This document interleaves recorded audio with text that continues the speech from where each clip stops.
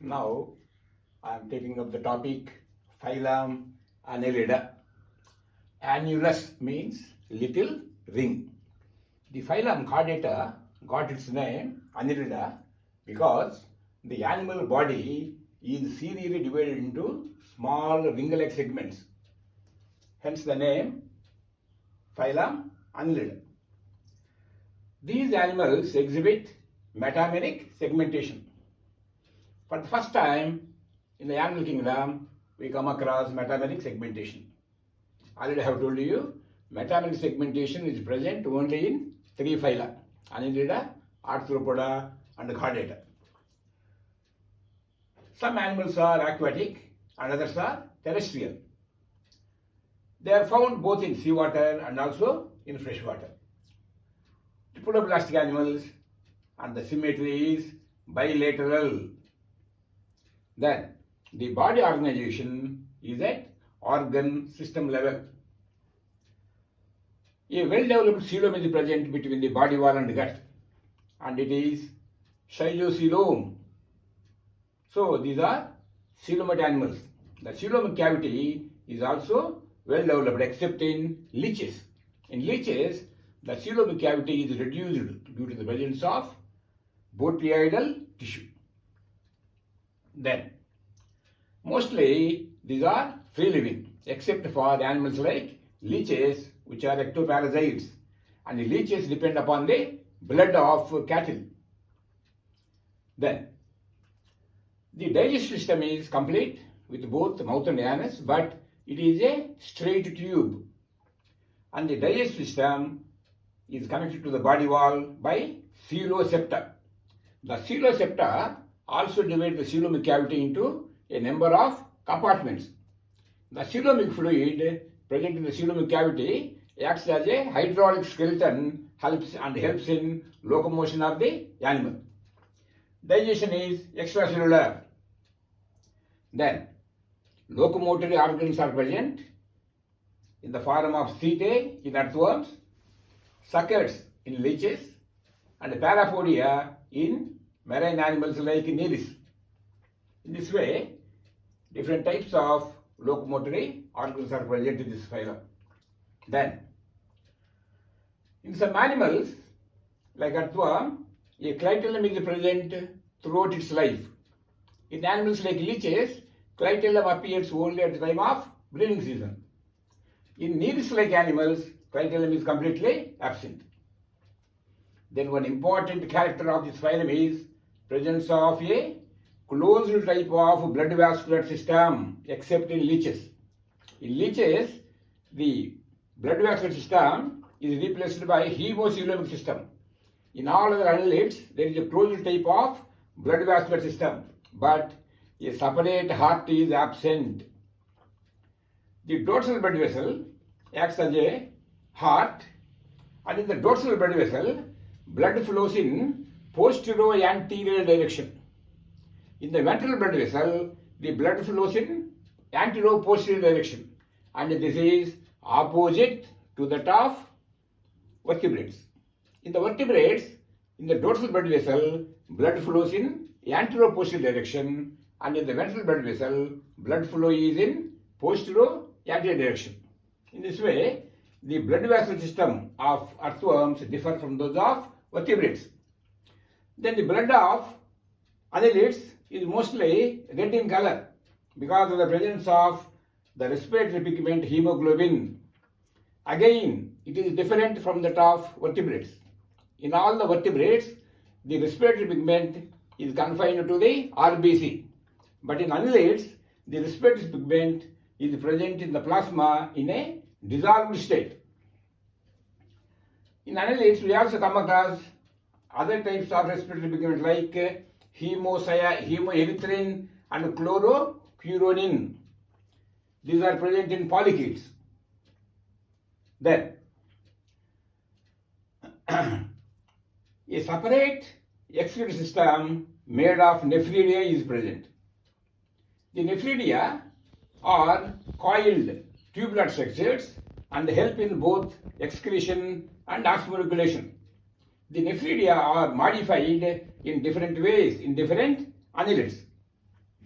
Then, annelids are ureotelic animals because their main nitrogenous waste material is urea. So, they are known as ureotelic animals. Then, nervous system is well developed. There is a nerve ring around the pharynx. On the ventral side of the body, there is a double ventral nerve cord running up to the last segment. In each segment, the ventral nerve cord is provided by segmental ganglia. Again, the nerve cord is different from those of vertebrates and chordates. In all the chordates, the nerve cord is mid-dorsal, but in annelids, the nerve cord is mid-ventral in position. Then coming to the sense organs. Sense organs are very simple like statosis, ocelli, etc. Then the body surface of these animals is covered by a cuticle, a non-chitinous cuticle, and separate respiratory system is absent, and the moist body surface helps in exchange of respiratory gases. For this reason, these animals, that means annelids, cannot live in dry places. They survive only in either in water or in moist places. Then, mostly hermaphrodites. But self-fertilization is prevented due to proteandrous nature. Proteandrous nature means testes mature earlier than ovaries. Then, fertilization is mostly external, except in animals like leeches. Leeches have a copulatory organ. That's why in leeches, fertilization is internal. In all other annelids, fertilization is external. Then, the development is either direct or indirect. In polychaetes, development is indirect and they produce a larval stage known as trochophore. In annelids and leeches, development is direct. Then, there are three important classes in this phylum. They are class Polychaeta, class Oligochaeta, class Hyoidinea. Class Polychaeta, it means many setae. Polychaeta means many setae. Setae are numerous in these animals. That's why the class got the name Polychaeta. These polychaetes are marine and they have parapodia or lateral feet to help in locomotion. The polychaetes lack a clitellum and sexes are separate. Some of the polychaetes also live in burrows and their development is indirect with a trochophore larval stages.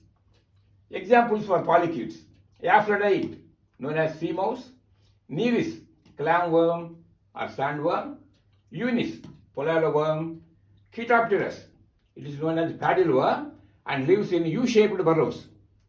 Arenicola is called lugworm and it lives in J-shaped burrows.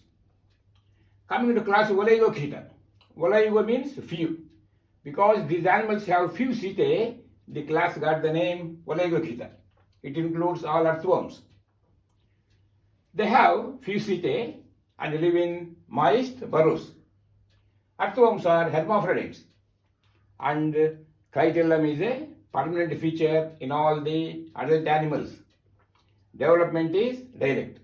Examples: Phrythema, common North Indian earthworm; Megascolex, common South Indian earthworm; Dravida grandis, it is the largest Indian earthworm. Then the last class is class Hyoidinea. It includes blood-sucking ectoparasites, the leeches. In the saliva of leeches, there is one anticoagulant substance known as hyoidin. So the class got the name Hyoidinea. These are ectoparasites and they suck the blood of cattle and also fishes. They have great power of elongation because of the development of botryoidal tissue.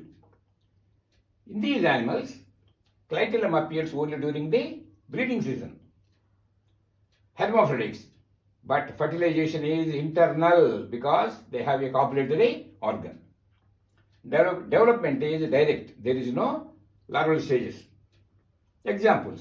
Hydrodinia means blood-sucking leech. Hybrido medicinalis is called medicinal leech.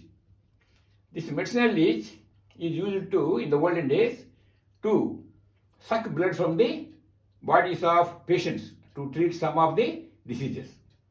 So this is about the classification and the characters of Phylum Annelida. Thank you.